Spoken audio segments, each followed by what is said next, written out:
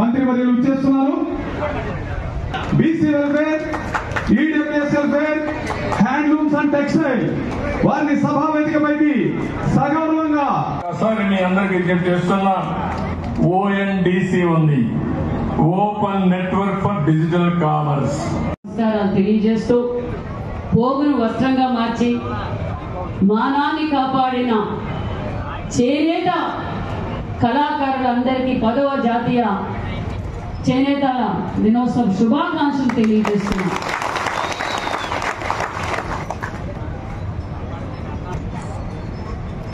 మొన్న కలెక్టర్స్ తోనూ మినిస్టర్స్ తోనూ మీటింగ్ పెట్టుకున్నారు. అంతకుముందు 3 రోజుల ముందు కూడా మేము అడిగాం, ఏం సార్ ఎట్లా ఏం సార్ అంటే, సడన్ గా నేను చిరాలకే వస్తున్నానమ్మా ప్రోగ్రామ్ అరేంజ్ చేయండి అన్నారు. ఏం సార్ మళ్ళా చిరాలు అంటున్నారు అంటే, లేదు నేను గతంలో ముఖ్యమంత్రిగా ఉన్నప్పుడు కూడా నేను చిరాలు వెళ్ళాను, మళ్ళీ ఇప్పుడు చిరాలు వెళ్తాను, అక్కడే 10వ జాతీయ చేనేత దినోత్సవం చేసుకుంటానని చెప్పారు. అన్ని ఏర్పాట్లు కలెక్టర్ గారు, ఎస్పీ గారు, ఇక్కడ ఉన్న స్థానిక లీడర్లు అందరం ఏర్పాటు చేశాం. వాతావరణం అనుకూలించకపోవడంతో చంద్రబాబు నాయుడు గారు ఇక్కడికి రాలేకపోయినారు. అయినా గాంధీ గారి స్ఫూర్తితో ఏదైతే మన మహాత్మా గాంధీ గారు చెప్పారో అదే స్ఫూర్తితో మన పార్టీ వ్యవస్థాపకులు అన్న నందమూరి తారక రామారావు గారే చేనేతలు గుర్తించిన వ్యక్తి మన అన్న ఎన్టీఆర్ గారిని కూడా చెప్పాలి. ఆనాటిలోనే చేనేతలకు పని కల్పించాలి అని జనతా వస్త్రాలు పంపిణీ చేసిన గొప్ప వ్యక్తి మన అన్న నందమూరి తారక రామారావు గారు అనే విషయాన్ని మరొకసారి మేము అందరికీ గుర్తు చేస్తున్నాం. అంతేకాదు ఆయన స్ఫూర్తితో మన విజనరీ లీడర్ మన ముఖ్యమంత్రి చంద్రబాబు నాయుడు గారు కూడా రాష్ట్రం విడిపోయి అప్పుల పాల్లో ఉన్న చేనేతలకు పెద్దపీట వేసిన పార్టీ మన తెలుగుదేశం పార్టీ అనే విషయాన్ని కూడా మీకు గుర్తు చేస్తున్నాం. రాష్ట్రం విడిపోయింది, కూర్చోడానికి కుర్చీ లేదు, మన అందరికీ తెలుసు. కట్టుబట్టలతో మనం బయటకు వచ్చాం. కానీ ఇక్కడ బడుగు బడిన వర్గాలు చేనేత కార్మికులు ఎక్కువగా ఉన్నారు. వాళ్ళని కాపాడుకోవాల్సిన బాధ్యత నాదే అని చంద్రబాబు నాయుడు గారు భుజ స్కంధాలపై వేసుకొని ఆ రోజు 14-19 స్వర్ణయుగంలో ఉందా లేదా అని మీరే చేనేత కార్మికులు చెప్పవలసిందిగా కూడా అడుగుతున్నాం. పనిలోనే ఉన్నాం. ఎందుకంటే చేనేతలకు ఆదుకునే పార్టీ ఎన్డీఏ గవర్నమెంట్ అనే విషయాన్ని కూడా మీకు తెలియజేస్తున్నాం. మీరు ఏమైతే ఏ నమ్మకంతో అయితే ఈ రాష్ట్రానికి చంద్రబాబు నాయుడు అనే నేను అనే విషయాన్ని మీరు వినాలని, ఆయన అయితేనే ఈ రాష్ట్రానికి న్యాయం చేయగలనుకున్నారు.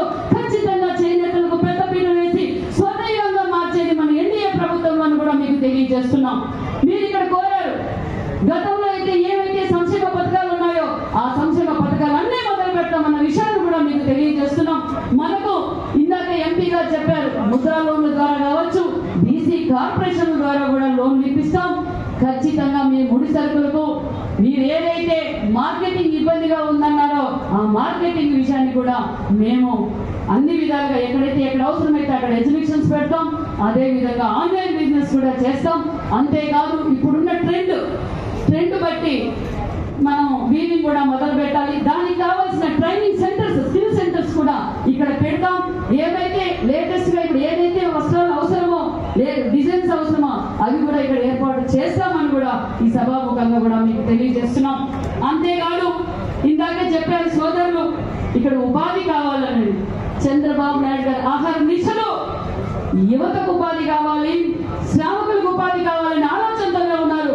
ఇక్కడ కూడా హ్యాండ్లూమ్స్ పార్క్ ఏర్పాటు చేస్తామని కూడా ఈ సభాముఖంగా మీకు తెలియజేస్తున్నారు.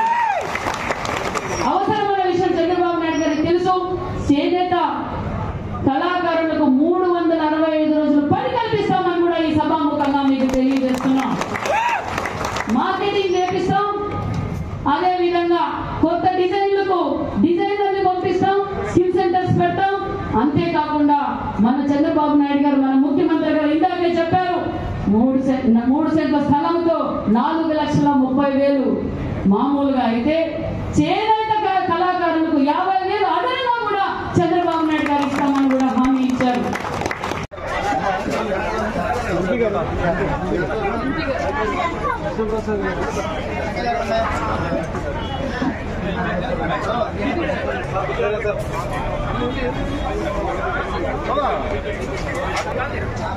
సరే రండి.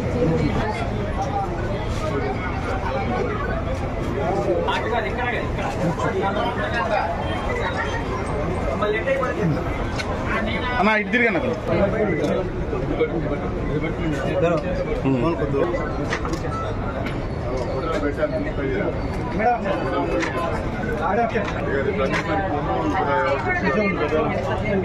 Thank you. ఇక్కడ 8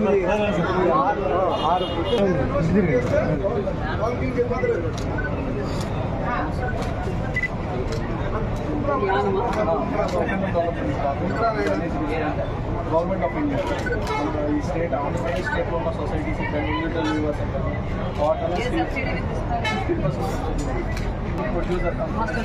మాస్టర్ యూనివర్సిటీ అంటే మాకు స్కీమ్లో డైరెక్ట్గా లేదు వాళ్ళకి సెల్ఫ్ హెల్ప్ గ్రూప్ చేసుకొని